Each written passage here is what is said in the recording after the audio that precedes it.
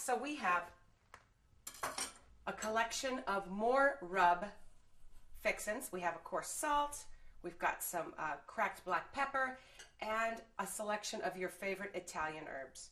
To that, you're just going to blend them all together, all the dry ingredients, to make your pinch pot. Okay? Now, half of these I'm going to cut in half so that they're bite size. When you make an appetizer, it's good to think ahead about one bite.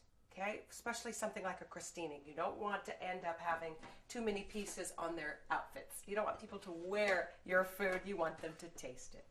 All right, so I'm lining up all my crostini toasts.